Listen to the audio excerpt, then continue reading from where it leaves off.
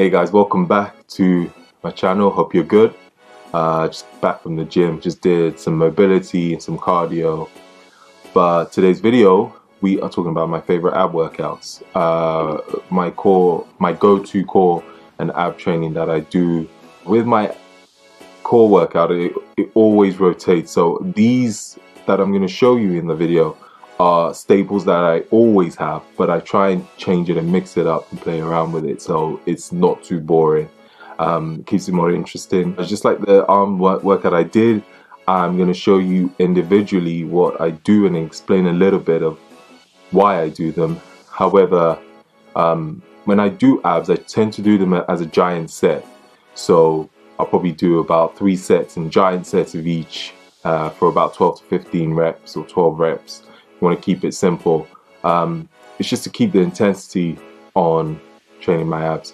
I always like to train them either before a session, so let's say before a bodybuilding session, or I make time to train them when I do my mobility workouts as well. If you're going to train your core and your abs, train them seriously. Train them as much as you would train your chest, your biceps. Put as much intensity into training your core as you do training every other body part. So prioritize them. Having a strong core, not just having abs, visible abs, but a strong core, which is all around the stomach, helps with overhead pressing, it helps with squats, helps with deadlifts. A lot of Olympic movements, we need a strong core. So let's get to the video and I'll explain to you my favorite workouts. So first workout, we are going to be doing the broom sweep. Now this is a classic that, you know, it's been around for a while. I do these to target my obliques. Now a lot of people tend to use weights to do obliques, so side crunches. I don't do that. I don't do anything that's weighted when it comes to oblique sessions. Every time I twist, either to the left or the right, take a deep breath in before you twist, and then out and squeeze your obliques hard you can every time you twist. So making sure that you're not just going through the motions, you are actually contracting the muscle, especially your obliques, every time you twist to the left or to the right. I usually tend to do about 3 sets of these and stick to about, I would say, 12. So alternating each side. The hanging leg raises is a pretty difficult one for a lot of people, but if you can get this right, it's great for developing your core. So keeping your legs straight, taking a deep breath in before you go up, before you take your legs up, and deep breath out. Now I like to take my legs all the way up, almost towards the bar. I can really work my core a lot more by taking my legs all the way up. Try not to swing too much. That's another rule. Too many people swing a lot on this workout, so try and keep it nice and controlled. Contract your lats because that would help you stay up.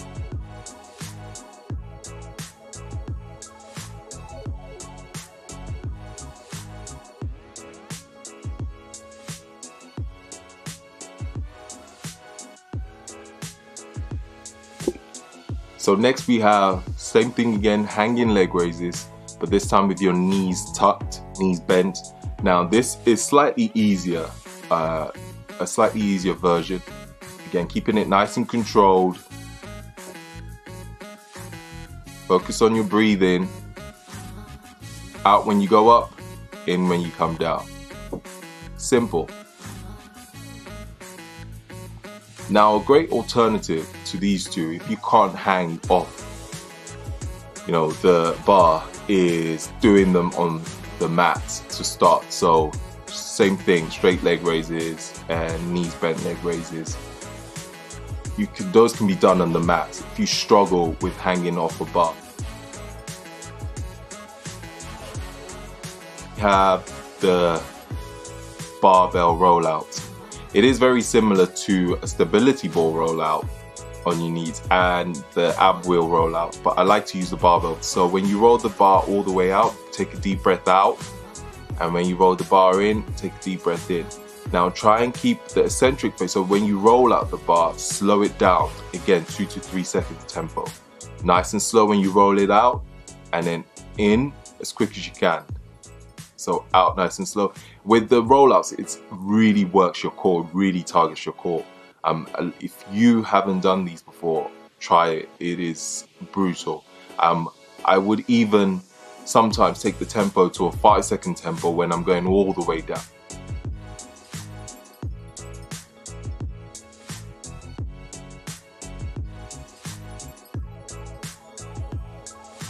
Okay, so next we have the rings pike. Now this one is again a difficult one, but it really is one of my favorites when it comes to working my core and my abs as well. It's a tricky movement to do. I'm using the rings, but you can use a stability ball as well to do these if you find it difficult to use the rings, or you can use a TRX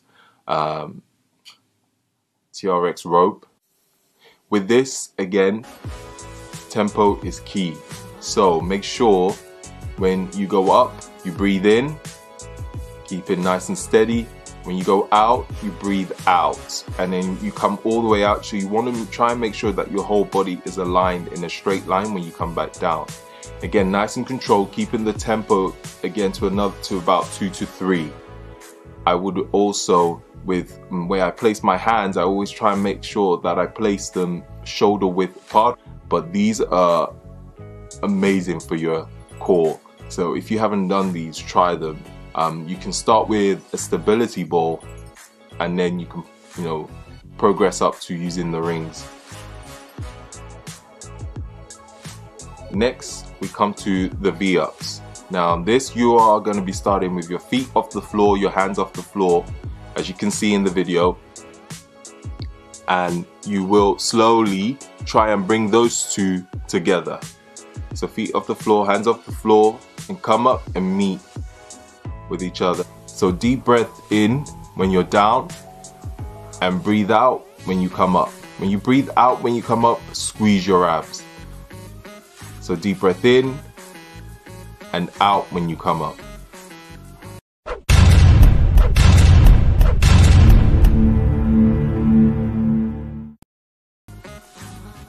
Again, try and keep the tempo nice and controlled.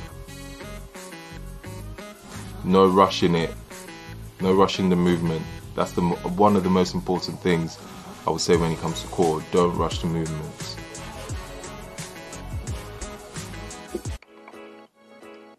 So the next one is a strange one. I actually don't know the name for it, so I just call it the V-up seesaw. This one, again, you start with, if you notice how I started in the beginning, crunched up almost into a ball, and then you open up and out into the V-up position as you saw before. So feet off the floor, hands behind you off the floor as well, and you almost do you're almost going to be rocking back and forth without touching the floor, without your legs, feet touching the floor and your hands. So you're just in a rocking position. As you can see, my abs are continuously contracted throughout the movement. So you're almost trying to stay on your glutes and your lower back as you rock back and forth. Again, this one you have to be careful. It is quite difficult to get right.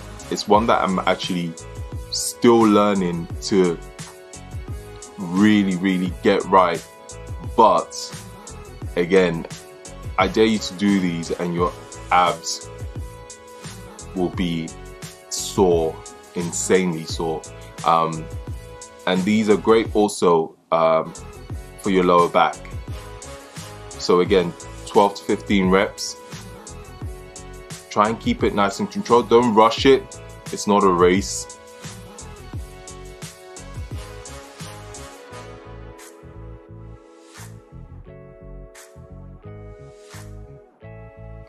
So next we have the Superman, which is a great core workout that I love doing. you always know how strong your core is getting is when you can do these easily and comfortably without shaking or without, you know, shaking to one side or the other. Now you start with your hands shoulder width apart on the mats. I like to point my hands out slightly also on the floor, and then my feet again slightly wider than my hips. So you want to take up your right arm and your left leg at the same time.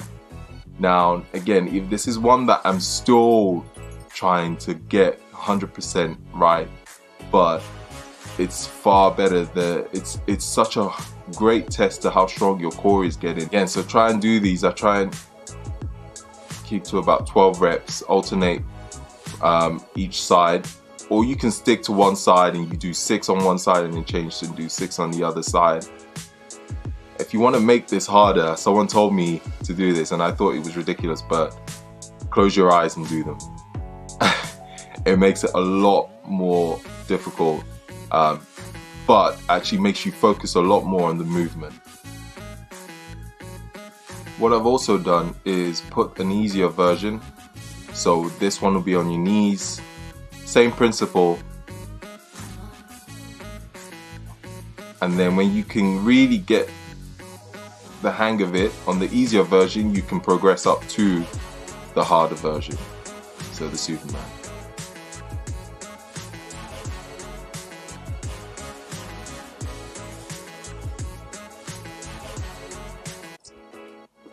And next we have the ball slams. Now this one is another weird one that a lot of people don't think about doing, but it is another great core workout. Now you're not just slamming the ball without any thought, so there's a point to this workout. So before you slam the ball, when you take the ball up, take a deep breath in, and when you slam the ball down, you want to crunch down with your abs and then slam the ball. You should be crunching in before you slam that ball down. Your arms will be doing some work, but you're focusing on your core on this one. You can also do, if you can't slam the ball on the floor in your gym, get one of those boxes where you can jump, those plyo boxes, and slam the ball on that. It's the same effect.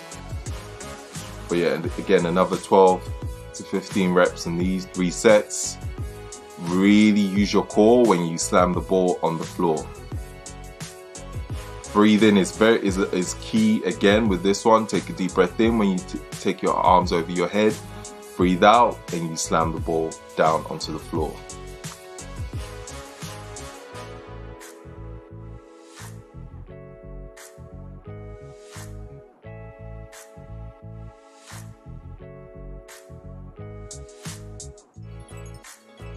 So there you have it. Before I sign off, just again reiterate the point of it's not a race when you're training your core. Intensity, yes, but time under tension is very important when you train your core and your abs. Train them just as hard as you will train every body part, so remember that. Play around with the tempo, 2 seconds, 3 seconds of the eccentric phase of all the movements. Focus on breathing when it comes to training your core. That's another one that's very important. And finally, if you're finding certain movements difficult, I suggest, you know, start with an easier version, as I've explained on some of the workouts, and then build up to a more difficult, the more challenging part of the workout. So don't, you know, try and force certain movements if it doesn't feel right. If you have lower back pain when you're doing certain of the ab workouts, some of it will be discomfort, and that's to be expected. So just remember that. It just means you need to do more core workout actually to improve on your lower back, and maybe add some lower back work, some posterior chain work. So glute ham raises are great, and glute bridges. I hope you guys found some of this info useful into how I approach my core training. Leave a comment of any questions you have and I'll be glad to answer any of them, because I'm sure I probably forgot a few things. Thank you for subscribing. If you haven't subscribed already, don't forget to do so. And looking forward to bringing out more videos and getting more comfortable in front of the camera. Thank you all for watching. Till next time, peace out.